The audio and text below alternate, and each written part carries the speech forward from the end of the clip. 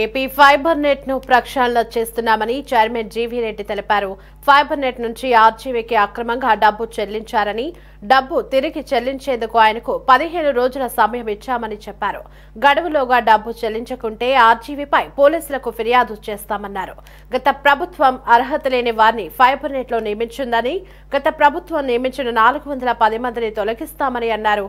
YCP నేతల ఆదేశాలతో అర్హత లేని వారిని నియమించారని చెప్పారు. ఉన్న వాళ్ళలో ఇర్రెగ్యులారిటీస్ ఉన్నారు కొంతమంది, వాళ్ళను కూడా కొంతమంది తొలగిస్తున్నాం. అపాయింట్మెంట్ లెటర్లను పూర్తి తొలగిస్తున్నాం. అపాయింట్మెంట్ లెటర్ ఉండి నేను చెప్పా కదా, ఇక్కడ తింటూ వేరే వాళ్ళ ఇంట్లో పనిచేస్తే, ఇప్పుడు మీరున్నారు పత్రిక నుంచి వచ్చారు కదా, మీరు జీతం తీసుకుంటూ వేరే పత్రికలో పనిచేస్తారా? చేయరు కదా. వేరే మీడియా సంస్థ దగ్గర పనిచేయరు కదా, లేదా వేరే ఉద్యోగం చేయరు కదా. ఇక్కడ జీతం తీసుకుంటే ఆ సంస్థకే పనిచేస్తారు. సో మీకు అపాయింట్మెంట్ లెటర్ ఉండొచ్చు, కానీ వేరే దగ్గర పనిచేస్తే ఎంటర్టైన్ చేయమంటారా? నేను అదే ప్రజలను కూడా కోరుకునేది, మేమేదో కక్షతోటో దురుద్దేశంతో చేయట్లేదు. ఈ తప్పు జరిగిందనే విషయం నేను ఛార్జ్ తీసుకున్న తర్వాత నా దృష్టికి వచ్చింది. దృష్టికి వచ్చిన తర్వాత వాళ్ళు రోడ్డున పడతారని చెప్పేసి నేను ఉంచమంటారా చెప్పండి? ఎవడైనా చెప్పండి, ప్రపంచంలో ఏ సంస్థ అయినా సరే ఇలా ఉద్యోగుల్ని, ఇప్పుడు నేను లాస్ట్ టైం కూడా చెప్పాను, విజయసాయి రెడ్డి గారు వాట్సాప్ ద్వారా ఒక లీగల్ డిపార్ట్మెంట్ పెట్టారని చెప్పేసి, ఎక్కడైనా జరుగుతుందా? ఒక మెసేజ్ ద్వారా? సరే, ఆయన మెసేజ్ పెడితే పెట్టాడు. ఇక్కడ ఉన్న ఎండీ ఏం చేశాడు? దాన్ని కనీసం ప్రాపర్గా నేను ఏమంటానంటే, నేనే చెప్తున్నాను, కనీసం రెగ్యులరైజ్ అయినా చేసుకోవాలి కదా. అంటే అంత కొవ్వా? ఏమనాలి మరి? అంటే లెక్కలేనితనం. మమ్మల్ని ఎవడు అడుగుతాడు? అడగకూడదు. ఒక తప్పు జరిగితే అడిగారు, కనీసం తర్వాత నేను రెగ్యులరైజ్ చేసుకుంటారు. కనీసం రెగ్యులరైజ్ కూడా వీళ్ళు చేసుకోలేదు. ఏమందామని చెప్పాలని వాళ్ళ మీద అంటే లీగల్గా చర్యలు తీసుకోలేము. ఇప్పుడు నోటి మాట ద్వారా చదువుతారు, పెట్టుకోవాలా లేదన్నది నా ఉద్దేశం. ఇప్పుడు నాకు మీరు ఫోన్ చేస్తారు, మీరు పరిచయం ఉండి, సార్ జీవీ రెడ్డి గారు మనకి ఎప్పటి నుంచో పరిచయం, ఒక ఎంప్లాయీని ఒక అతన్ని పంపిస్తాను తీసుకోమంటే మీరు పంపించారు. ఆ తర్వాత నేనేం చేయాలి? అతను ప్రాపర్గా ఈ ఉద్యోగానికి సరిపోతుందా లేదా ఒక ఇంటర్వ్యూ పెట్టి ప్రాపర్గా ఒక ఆఫర్ లెటర్ ఇచ్చి దాన్ని అతను యాక్సెప్ట్ చేసిన తర్వాత అగైనెస్ట్ దట్ ఒక అపాయింట్మెంట్ లెటర్ ఇచ్చి, ఆ తర్వాత ప్రొబేషన్ పీరియడ్ అనేది ఒక 6 నెలల సంవత్సరం పెట్టి, ఆ తర్వాత ప్రొబేషన్ పీరియడ్ అయిపోయిన తర్వాత కన్ఫర్మ్ చేయాలి.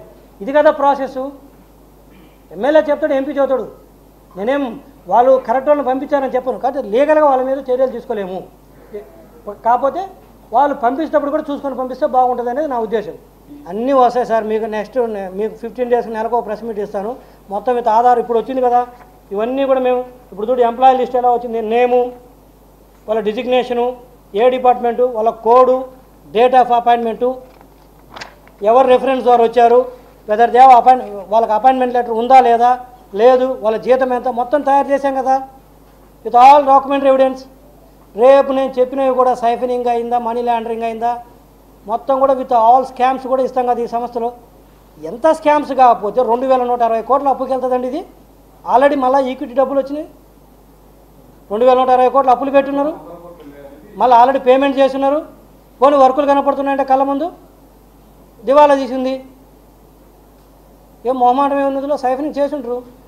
చేయకపోతే ఎక్కడి నుంచి వస్తాయి?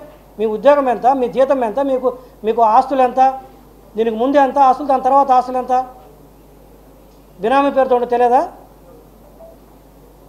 ఓ పద్ధతిగా ఆర్గనైజేషన్ నడపాలి. ప్రభుత్వ రంగ సంస్థ కదా, నీ ఇష్టం వచ్చినట్టు అధికారం ఉంది కదని చెప్పేసి చేతులు కలిపేసి అధికారులు ఆ రోజున ఎమ్మెల్యేలు ఎంపీలు చేతులు కలిపి నడిపితే ఇట్లా తయారవుతాయి ఏ ఆర్గనైజేషన్ అయినా సరే.